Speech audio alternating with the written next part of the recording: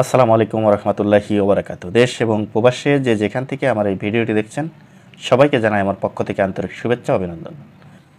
আওয়ামী লীগ এবং জাপা ছাড়া নির্বাচন নিরপেক্ষ হবে না।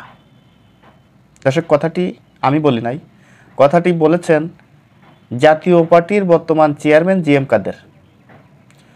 এম কাদের সাহেব। মনে হয় ভুলে গেছেন যে আজকে জি এম কাদেরের জন্য এই আওয়ামী লীগ আজকে এত ক্ষতিগ্রস্ত হয়েছে।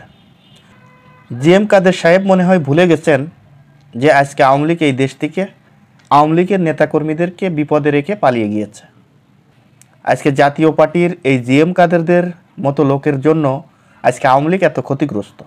কেন বলছি? 2024 সালে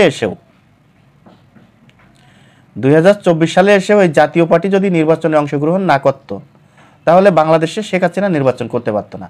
আর নির্বাচন শেখ হাসিনা যদি না করতে পারত তাহলে দেখতেন যে রাজনীতিতে অনেকটা উলটপালট হয়ে গিয়েছে। অর্থাৎ বিভিন্ন রাজনৈতিক দলের চাপে পড়ে এবং বিভিন্ন আন্তর্জাতিক মহলের চাপে পড়ে পুনরায় এই আওয়ামী লীগ নির্বাচন দিতে বাধ্য হতো। আর নির্বাচন দিলে সঠিক সুষ্ঠু নিরপেক্ষ নির্বাচন যদি হতো তা আওয়ামী লীগ হয়তো বা বিরোধী দলের ভূমিকায় থাকতে পারত আর বিএনপি ক্ষমতায় যেত। আওয়ামী লীগ আজকে বিরোধী দলের ভূমিকায় যদি থাকতো তাহলে আওয়ামী লীগের আজকে দেশ ছেড়ে পালাতে হতো না। আওয়ামী লীগ আজকে এই জি এম কাদেরদের মতো লোকের জন্য আজকে এই দেশ থেকে বিতাড়িত হয়েছে।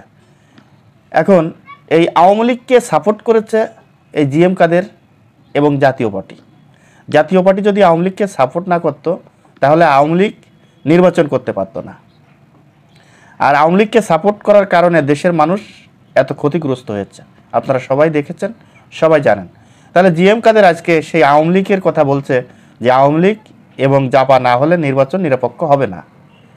নির্বাচন নিরপেক্ষ হবে কি হবে না সেটা বলার অধিকারও তো আমার মনে হয় জি এম কাদের সাহেবের নাই। কারণ জি এম কাদের এখনও যে ভিতরে থাকার কথা সে এখনও বাইরে আছে, এটাই কিন্তু দেশের মানুষ আশ্চর্যজনক মনে করছে। কারণ জি এম কাদের স্বৈরাচার সরকারকে সহযোগিতা করেছে, স্বৈরাচারের দোসর জি এম কাদের। এখন সে যত নাকে কান্দা করুক আর যত যাই কিছুই করুক, এটা বাস্তব, এটা সবাই জানে, তারাও জানে। তা এখন জি এম কাদের সাহেব যেই কথা বলছেন, এই কথা বলে সে আরও নিজের পায়ে নিজের কুড়াল মারতে চাচ্ছে।